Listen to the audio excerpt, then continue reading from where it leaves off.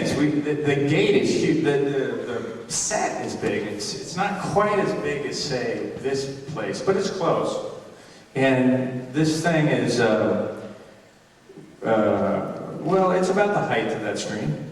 And you walk through it, and they usually set up a blue screen or a green screen. In that case, a blue screen. And you walk through it, and the director will say, now get out of the shot. Like that. With all that grace, too.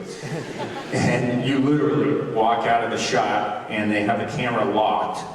And they will then shoot it still for a while.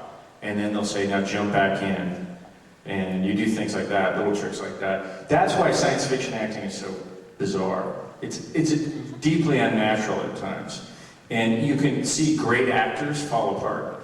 I mean, you watch a lot of those Star Wars they made, the last series of Star Wars they made, and you're looking at fantastic actors who are just they're sleepwalking. It's unfortunate. It's unfortunate. It takes a very special level of concentration to get through science fiction acting. And it's also a very unorthodox method of shooting.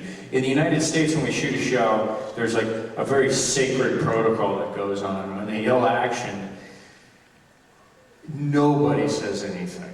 Nobody yells cut. Only the director yells cut. Even if you screw up, you keep going. And what happens is you find that a lot of mistakes end up in the show, and they tend to be great mistakes.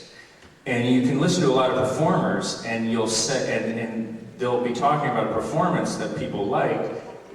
It was actually a mistake.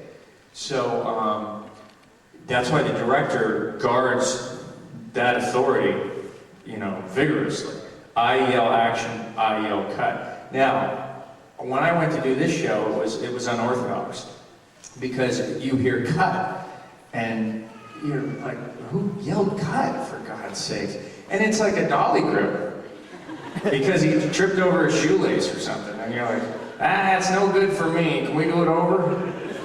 And you're like, oh boy, I guess we can. Somehow we managed to get it done, but it is unorthodox. You have to be more flexible, and the point is, as long as you get the product, as long as you get the performance you want. But it does take a certain level of concentration, and you will see occasional frustration on David Hewlett and I both will occasionally get a little frustrated, because they do tend to forget that performing in a science fiction television show is not that easy. And with all of the distractions, there's occasionally, sometimes we have to remind people that this is really complicated. I'm in the middle of a very difficult performance, and then I have to jump in and out of a green screen and back into a green screen, and somebody's got their shoelace untied. So it's a good question. So, hello. Are there any parts as an actor you'd like to play, like in plays or in the screen, like any books you've read or anything that you'd really like to play? Oh, there's tons of them. Yeah. I'd love to play a number of things. What I'd like to do is, after I take over the Bond franchise,